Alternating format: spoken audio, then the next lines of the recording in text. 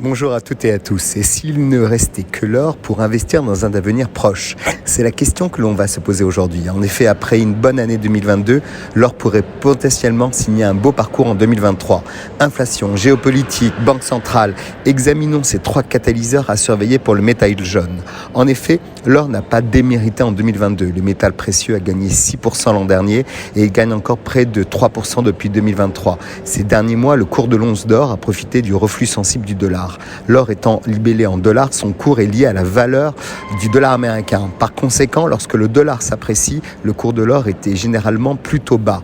À l'inverse, lorsqu'il s'affaiblit, le prix du métal précieux augmente. Une quantité plus importante d'or peut être achetée lorsque la monnaie est moins forte.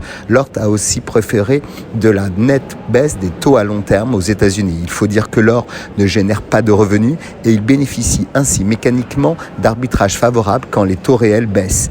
De nombreux courtiers, sociétés de gestion et banques sont optimistes sur les perspectives du cours de l'or pour 2023. Ils pensent que le métal précieux pourrait profiter du ralentissement économique attendu au premier semestre et mis sur un prix de l'or aux alentours de 1860 $ l'once.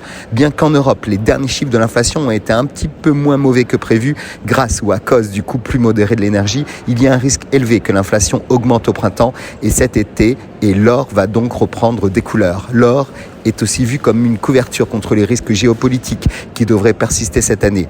Les tensions et conflits géopolitiques ont rarement été si nombreux et si intenses depuis la Seconde Guerre mondiale. On évoque l'évolution de la guerre en Ukraine qui traîne en longueur, les tensions sur Taïwan et la rivalité sino-américaine ou encore la situation au Moyen-Orient et en Iran, mais aussi la Corée du Nord. Les achats d'or des banques centrales des pays émergents, très étoffés en 2022, sont aussi des facteurs qui renforcent l'intérêt de ce métal jaune. La Chine, l'Afrique du Sud, les États-Unis, l'Australie, la Russie et le Pérou sont parmi les principaux producteurs d'or. La production mondiale d'or affecte le prix de la matière première, répondant ainsi à la loi de l'offre et la demande. Depuis 2016, la production d'or n'a pas considérablement évolué.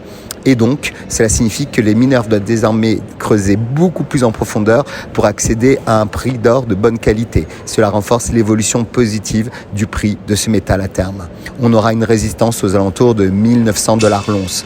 Au vu de ces différents éléments, l'or semble donc avoir toute sa place au sein d'un portefeuille d'actifs diversifié pour 2023 et que cela soit en pièces, en lingots ou plus simplement en titre d'actions de miniers spécialisés, l'or reste un très bon allié en situation difficile pour sortir du désert économique actuel. Très bonne semaine à tous.